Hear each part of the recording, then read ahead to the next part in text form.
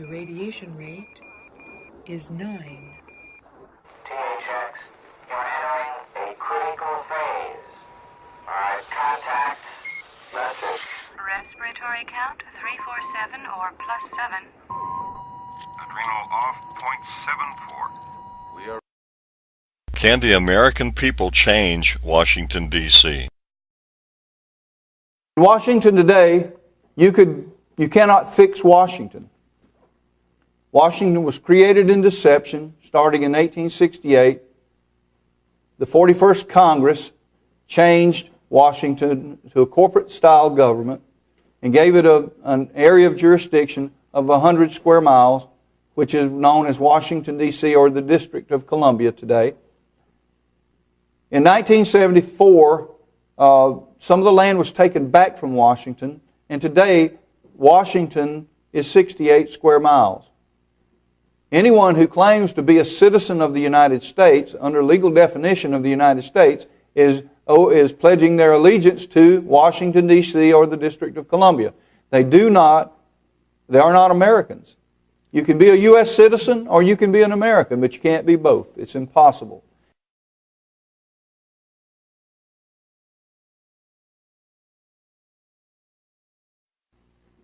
Anyone who claims to be a citizen of the United States, under legal definition of the United States, is pledging their allegiance to Washington, D.C. or the District of Columbia. They are not Americans. You can be a U.S. citizen or you can be an American, but you can't be both. It's impossible.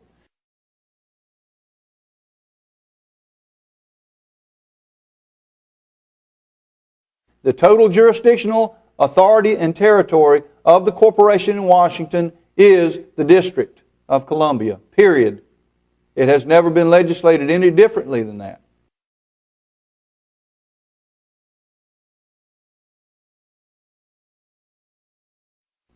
So, why is the District of Columbia ruling over the states in America? Well, they're doing it, go back to the implied consent that we talked about earlier. They are using the implied consent of the people because we are not saying no. You can throw everybody out of Washington. You can vote every single one out. You can change the president, change the entire Congress, and you cannot change Washington. It was created in deception. It has operated in deception since 1868, and nothing you do to change it. There's nothing you can do to change it. You can't change Washington. Washington is what it is. A leopard cannot change its spots. They cannot turn over a new leaf because the laws are designed for them to deceive, lie, and cheat the American people. And we can document that.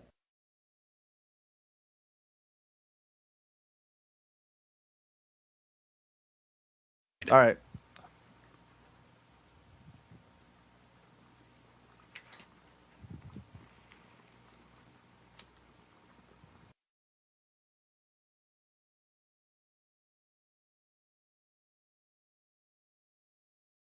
How did the American people lose the original constitutional republic?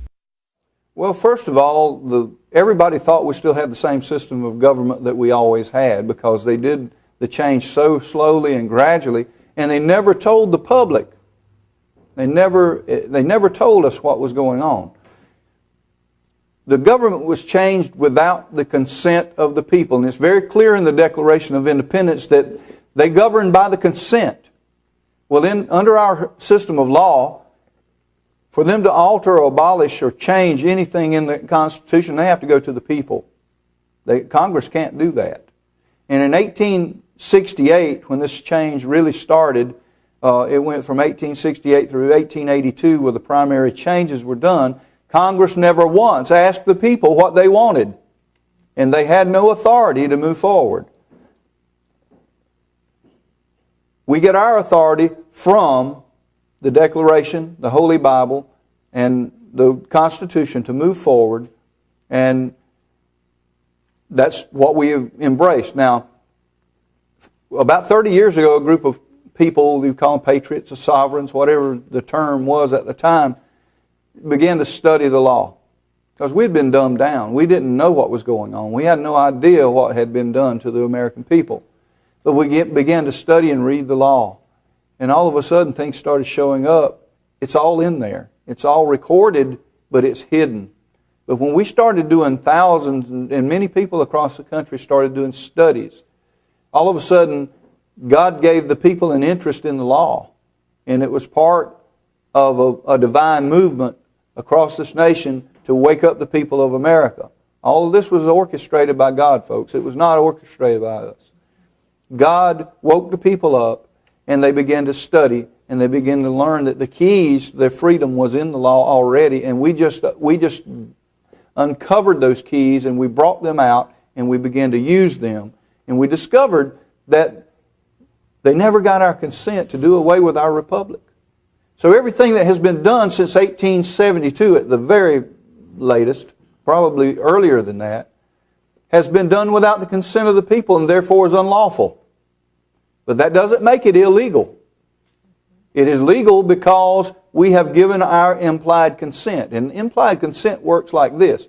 If you're holding a cup of coffee and drinking a cup of coffee, and I walk up to you and I take that cup of coffee away from you and you don't say no or you don't protest, whose coffee is it? It's my coffee now. But if I try to take it away from you and you don't let me have it, you get to keep the coffee, right? That's the way implied consent works. The people did not say no. And so the government in their legal system decided that that is okay because they didn't protest. They didn't say no. Well, the people are standing up now by the thousands across America and joining with this republic and saying no. And now the legal system is in very much jeopardy because they cannot continue to operate without the consent of the people. And the people are not granting them that consent anymore. So they have no authority, and we have all the authority. Because this republic was sanctioned by Almighty God. It is recorded in history, and it has never been repealed.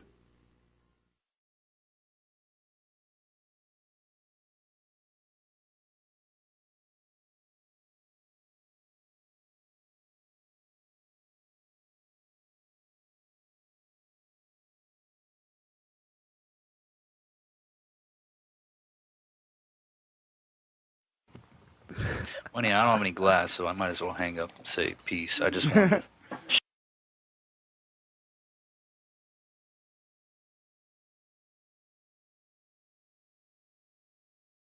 Why is there a two-party system in America today?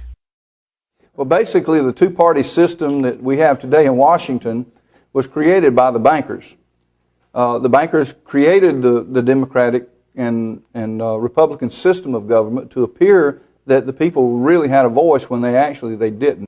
They created a controversy by two houses of Congress to entertain the people, basically, so that they could promote their agenda without the people realizing what they were doing. And their agenda was to steal the wealth of America. This has been going on for a long time. And the people today are in a system of slavery. The 14th Amendment did not free the slaves. It just made millions of more slaves. That's not what was promoted to the public, but that's what actually happened. And today, your personal property and the public property that we all own together as supposed to own as sovereigns has been taken and mortgaged even without our knowledge or our will or our consent, and it's not lawful to do that. In the Republic, you will receive your property back. You will actually be landowners again. You will not pay property taxes. You will not have income taxes. You will not have unlawful taxes. And the cost of living will go down considerably. Industry will explode in this nation, and the people will be blessed again.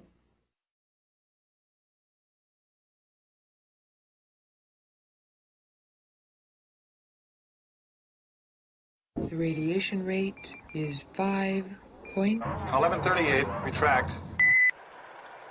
Share that with you. Nice kicking it off, Switch trim. 1138, which roll? Which wicker soul with the roll? 1138, getting Talman contact. Retract at 220. Victor 079er. Making contact at point 003. Now don't override here, this is critical. Okay, you can start your descent. That's it. Slow down just a little bit, you're overriding point 7. Okay, hold it, 1138. THX, you read me? THX. The radiation rate is 9. THX, you're entering a critical phase. Alright, contact. Message. Respiratory count 347 or +7. Adrenal off, .74.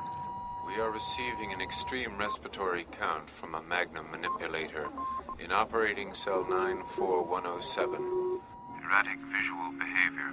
Transfer control information. Current brainwave confirmation on 1138. Adrenal off, .74. Analyze severe.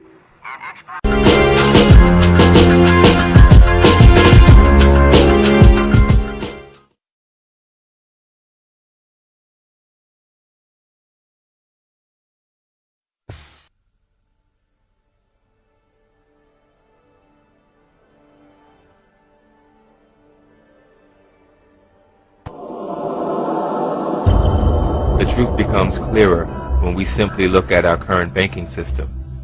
According to a report entitled The Federal Reserve Directors, a study of corporate banking influence conducted by the Committee on Banking, Currency and Housing, House of Representatives in August 1976, it was concluded that all major financial banking cartels of the United States are all subsidiaries of the London Bank of England.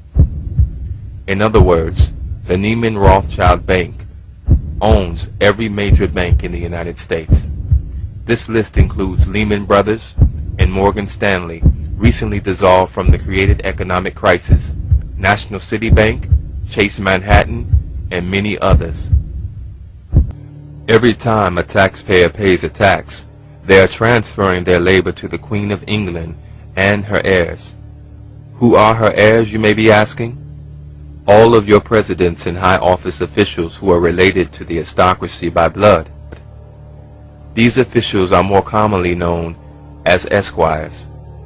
An esquire is defined as a man belonging to the higher order of English gentry, ranking immediately below a knight. To represent the crown, esquires or attorneys were used to handle the legal process of infiltrating the Americas. These esquires maintain positions of power, thus continuing control through British Admiralty law. Most of us have heard of Benjamin Franklin and John Adams and their early contributions to the United States. But what you may not have heard is that Benjamin Franklin, John Adams, and John Jay were all esquires to the crown. They negotiated the Paris Peace Treaty of 1783 on behalf of the United States. It becomes clearer now why the treaty seems to align in favor of the British, even though they supposedly lost the war.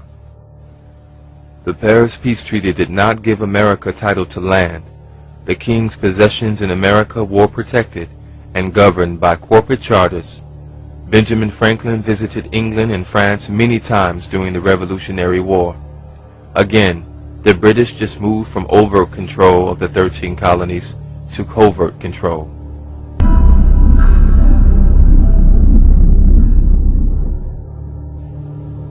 After the Civil War, the United States was financially weakened. Low on resources and still struggling to put the country back together, America needed money. The international bankers were right there to lend us all that we needed. In 1871, Congress cut a deal with the Rothschild bankers to incur a debt, which would allow the establishment of a new government controlled by foreign money interest. Under the Legislative Act of February 21, 1871, the United States government incorporated as a commercial enterprise to do business for profit. What that means is that the United States of America changed from a country into a corporation. What you must understand is that this changed the entire process of how our government works and its overall objective as an enterprise. This Legislative Act of 1871 designated the District of Columbia under a separate form of government with separate jurisdiction from the rest of the Union States. With the United States of America now incorporated as a commercial enterprise, the country could borrow huge sums of money from the international bankers. The debt would eventually get so high that by 1933, just 62 years later, the United States would have to file for Chapter 11. Because of the Legislative Act of February 21, 1871, Washington, D.C. is not a state, but a jurisdiction called the District of Columbia.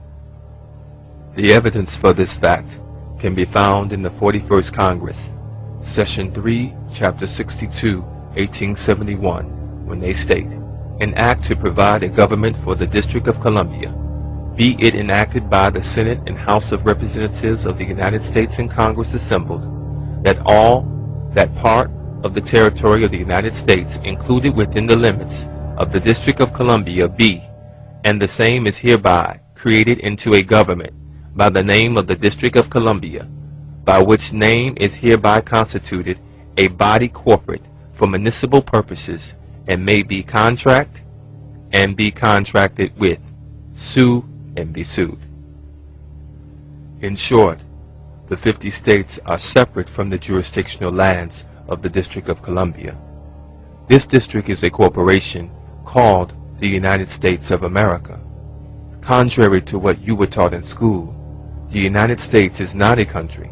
It is a corporation like IBM, General Motors, or Microsoft. This corporation has legal jurisdiction to do business and create franchises. Consider the other 50 states as franchises for the parent company of the United States of America. This is why we have a president and not a king or queen. Only kings or queens can rule countries. Legally, a president cannot rule over a country, but can make decisions on behalf of the king or queen. In the case of the United States, that is exactly what our president does. Second of all, we need to know and understand that he's not the president of America, so to speak. I think he's just the president of a corporation. You understand what I'm saying? So this whole president of the United States of America, no such thing.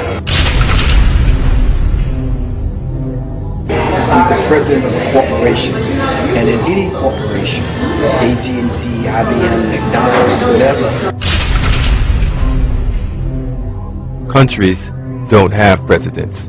Corporations do. Whenever the president is being introduced, he or she may be referred to as the President of the United States. The United States of America is no different than General Motors of Detroit or Sears and Roebuck of Chicago. These descriptions are referring to companies which reside in a specific jurisdictional area. In Volume 20, Corpus Juris Secundum, 1785, it states, "The United States government is a foreign corporation with respect to a state." Each of the 50 states is foreign to the other. This is why you can gamble in Las Vegas, Nevada, but not in Utah. This is also the reason why persons who commit crimes in one state and flee to another are extradited back to the state where the crime was committed. This is done because under law, the state where the crime was committed is the only state that has jurisdictional authority. Under business law, every corporation must have a president, a secretary of treasury, and so on. Our president is the President of the United States of America. He is not the President of America. This concept can be somewhat confusing, especially since America and the United States is constantly being sold to the public as existing in the same jurisdictional area on the map. The only connection the 50 states have to the United States Corporation is again either by contract and/or franchise agreement. A part of this franchise agreement is designated by the status of individuals who call themselves citizens. This contract between the United States of America and the 50 separate states is called an adhesion citizens contract. This adhesion citizens contract is known as the 14th Amendment, which was ratified on July 28, 1868. The second part of the franchise definition mentions that it allows an individual or group to carry out specific commercial activities. These activities fall into a category called interstate commerce.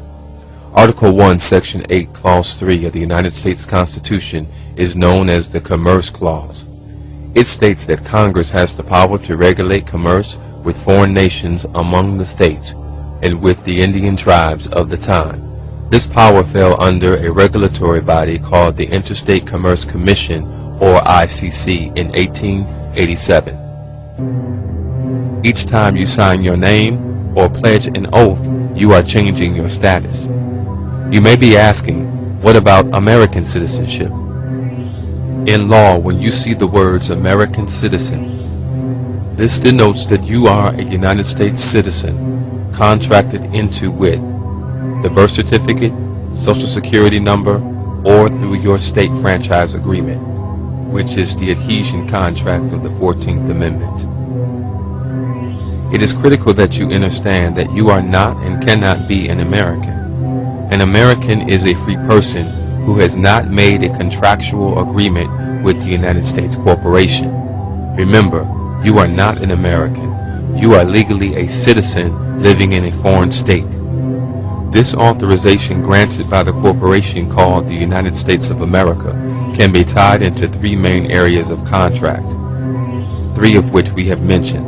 We looked at the 14th Amendment and we realized that this amendment was really a contract.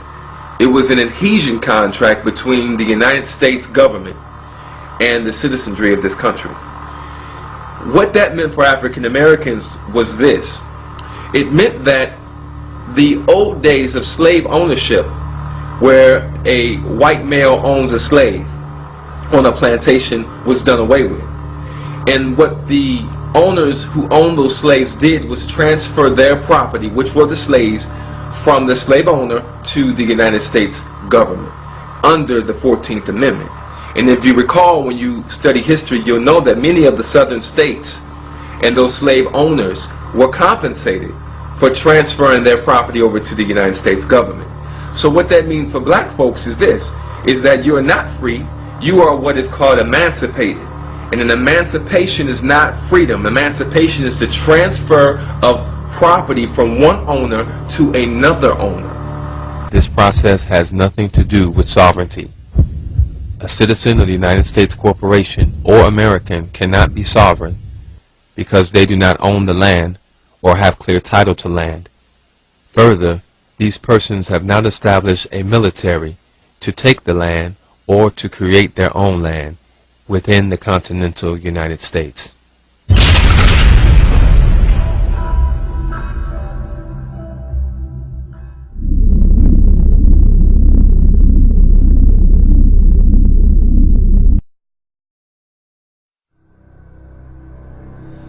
2 years ago, from my research, I'm convinced it's much more serious than that.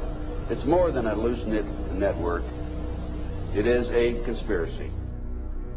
In 1784, a copy of this document was sent to the illuminist Weishaupt and delegated to foment the French Revolution. Mean the Illuminati was responsible for the French Revolution? Yes, absolutely. The courier was struck dead by lightning as he rode through Ratisbon on his way from Frankfurt to Paris. What about a little divine intervention there, huh? The police found the subversive documents on his body and turned them over to the proper government authorities. After careful study of the plot, the Bavarian government ordered the police to raid Weishaupt's newly organized lodges of the Grand Orient and the homes of some of the most influential associates, including the castle of Baron Bossen Sonderdorf. Additional evidence was thus obtained convinced the authorities that documents were a genuine copy of a conspiracy by which the Synagogue of Satan had controlled the Illuminati at the top, planned to use wars and revolutions to bring about the establishment of one kind or another of a one-world government, the powers of which they intended to usurp as soon as it was established. In 1785, the Bavarian government outlawed the Illuminati and closed the lodges of the Grand Orient. In 1786, they published the details of the conspiracy. We'll start up here. In 1784, an act of God placed the Bavarian government in possession of evidence which proved the existence of the continuing Luciferian conspiracy. This explains the previous 9 pages, goes into it in detail. We don't have time to do it completely. Conspiracy. Adam Weishaupt, a Jesuit-trained professor of canon law, defected from Christianity and embraced the Luciferian ideology while teaching at Ingolstadt University. In 1770, the money lenders who had recently organized the House of Rothschild retained him to revise and modernize the age-old protocols designed to give the Synagogue of Satan ultimate world domination so they can impose the Luciferian ideology upon what remains of the human race after the final social cataclysm by use of satanic despotism. Weishaupt completed his task on May the 1st, 1776. It's a communist holiday, isn't it? May 1, 1776. The plan required the destruction of all existing governments and religions. In 1776, Weishaupt organized the Illuminati to put the plot into execution. The word Illuminati is derived from Lucifer and means holders of the light.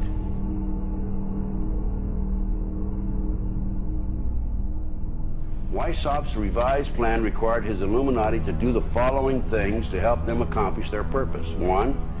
Use monetary and sex bribery to obtain control of people already occupying positions in high places in the various levels of all governments and other fields of human endeavor. Once an influential person had fallen for the lies, deceits, and temptations of the Illuminati, they were to be held in bondage by application of political and other forms of blackmail and threats of financial ruin, public exposure, and physical harm, and even death to themselves and their loved ones. Number 12. Told those present that they must use their wealth to have candidates chosen to public office who would be obedient to their demands and would be used as pawns in the game by the men behind the scenes. The advisors will have been bred, reared, and trained from childhood to rule the affairs of the world. Number 13, control the press. Number 16, infiltrate into the secret Freemasonry to be used for their purposes.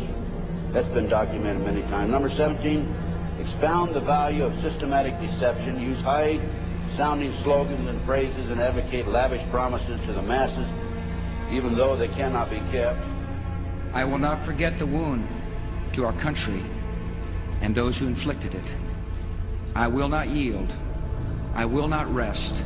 I will not relent in waging this struggle for freedom and security for the American people. So I don't know where he is. Nor do, I just don't spend that much time on it. We will not tire. We will not falter. And we will not fail.